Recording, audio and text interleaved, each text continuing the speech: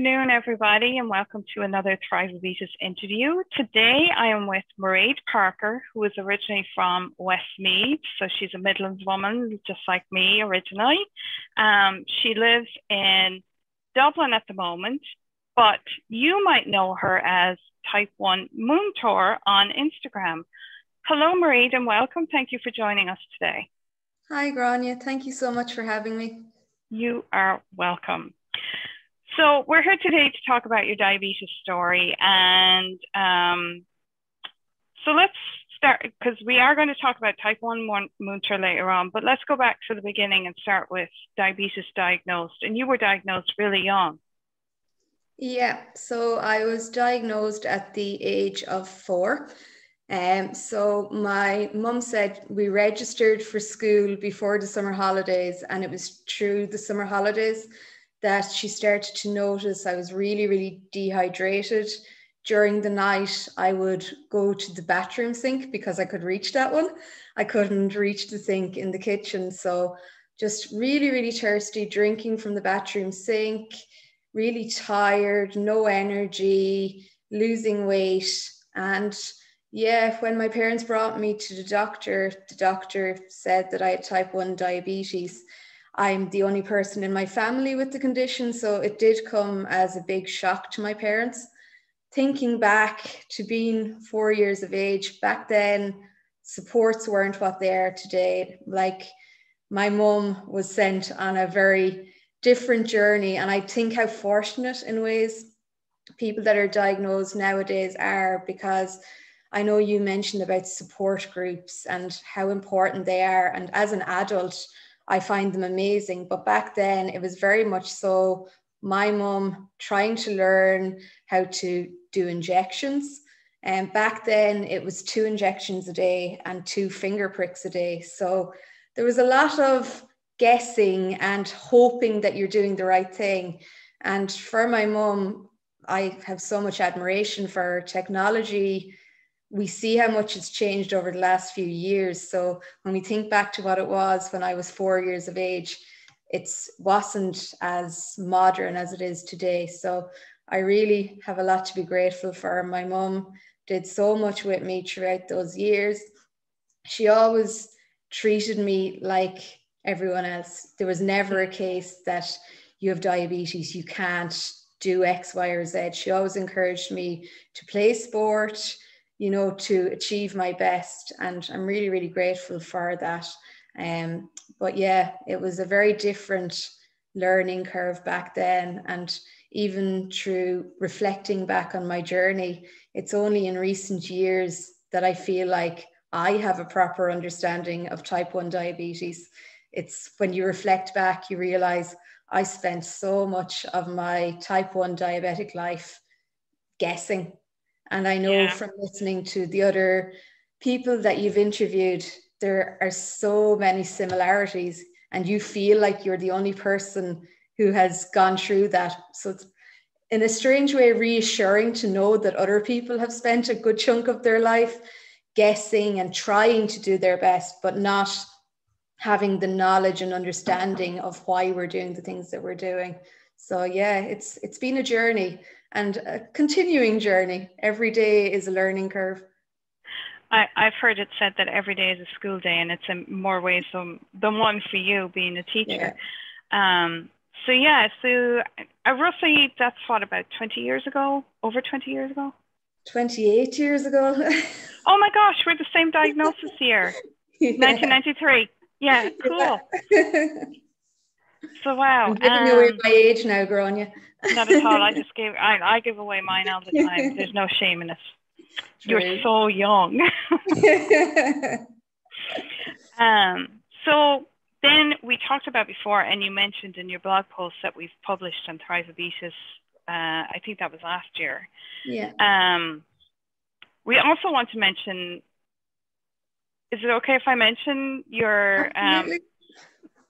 Because you're almost towards the end of your first pregnancy. So we also want to talk about that, because I know there'll be so many people with tons of questions about that. So When we talked about your story before, you talked about the teenage years, and that was a bit rocky for you. So do you want to tell us more about your experiences there?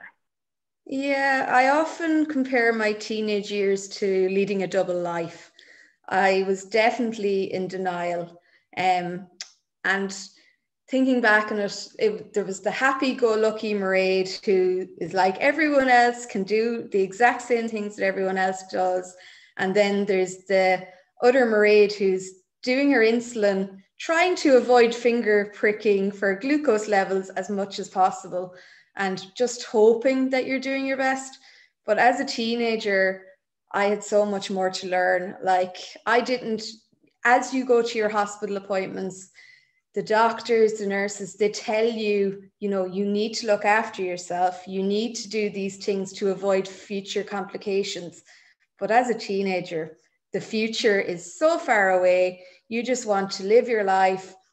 You want to forget that you have a condition. And I think with diabetes, because it's an invisible condition, it's easier to hide it. So like my close friends would have known.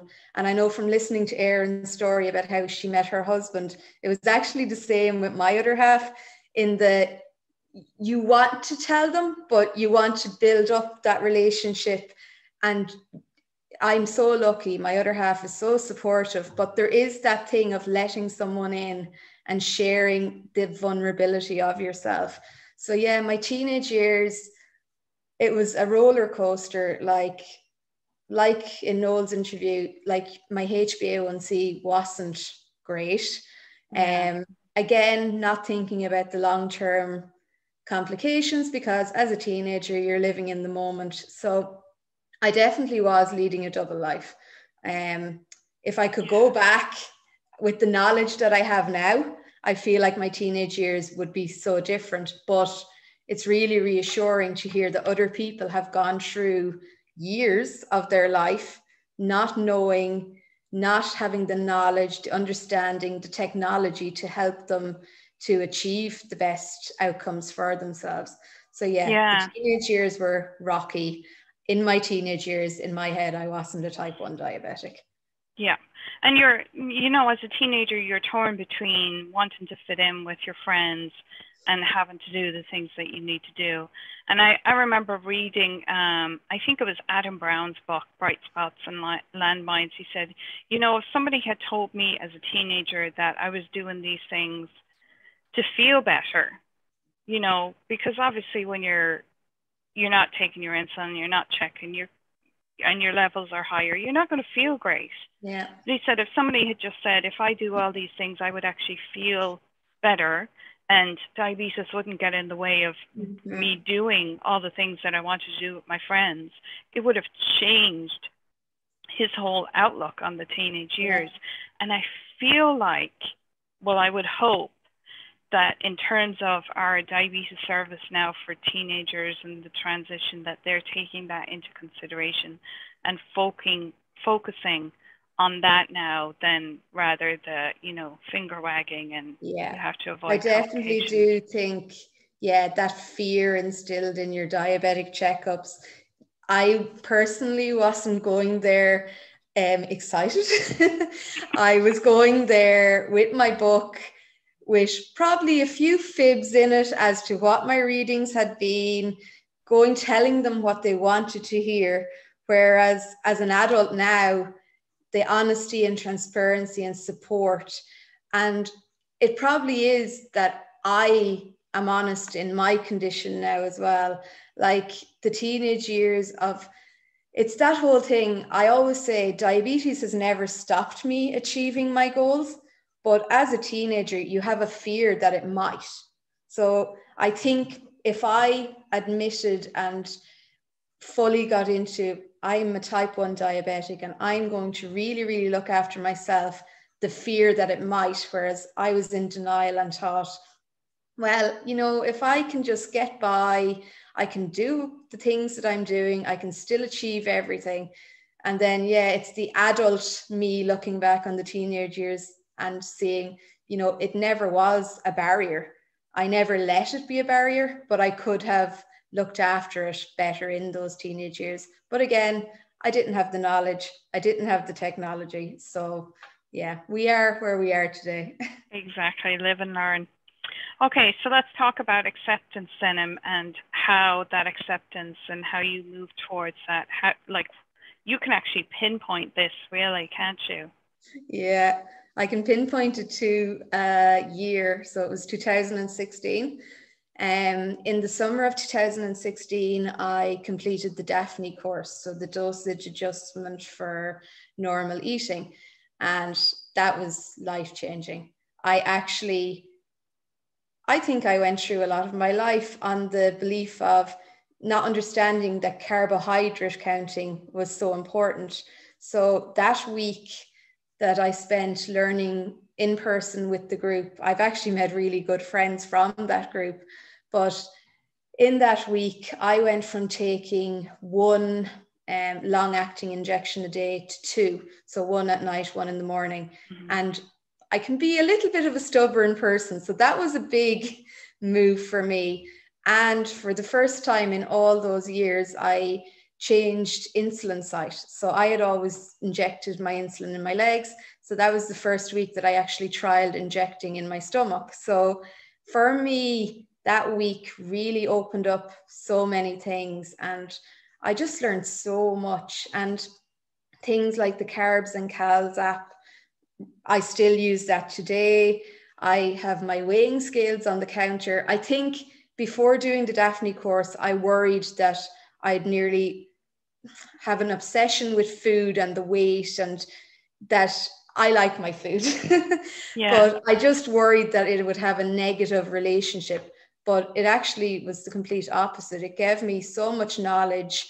And the whole old school thought of you can't have this as a type 1 diabetic, whereas it was, if you want to have some of the cake and you can read the package and the labeling and carb count, and thinking about slow release carbohydrates, faster releasing carbohydrates. So it was just the education in that week.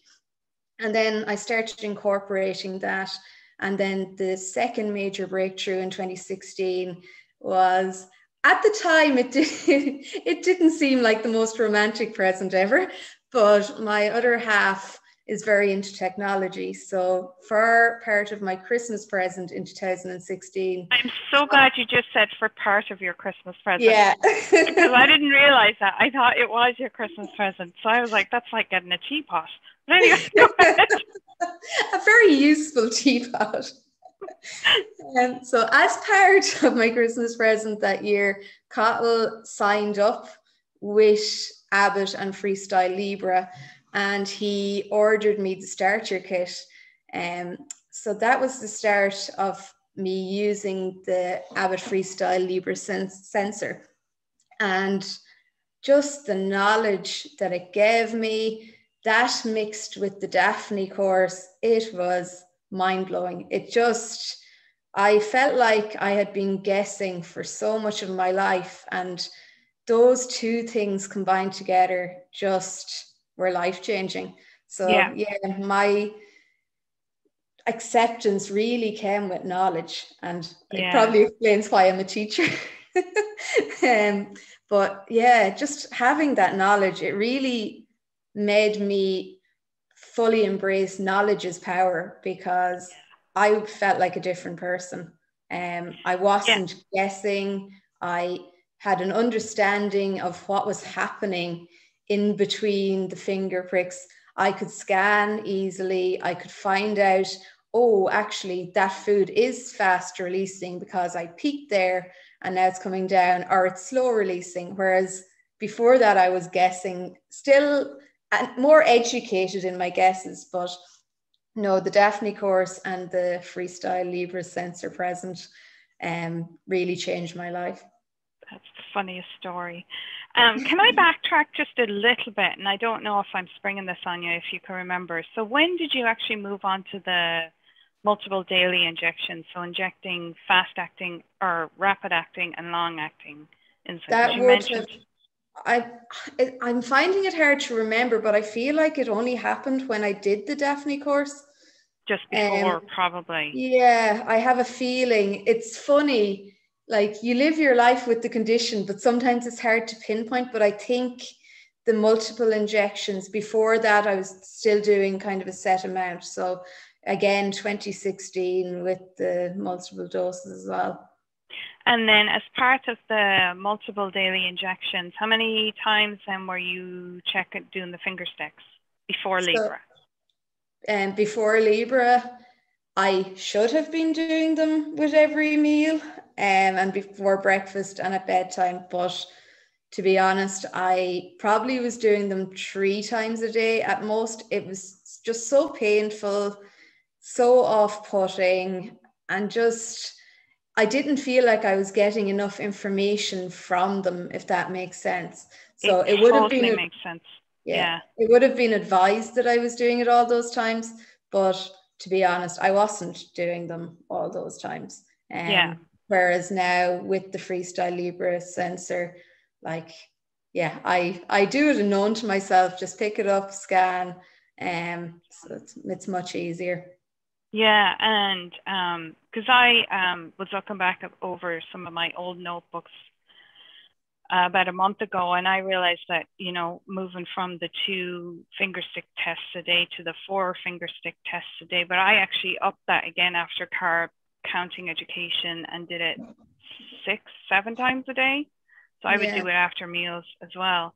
But I remember even doing the twice a day and the 4 times a day, I was like, why am I doing this? This information is no good for me, because you were presenting that information to your team, not to make adjustments in your care, not for yourself to make adjustments in your care. It was a homework exercise that you felt you had to do, but you weren't getting any information.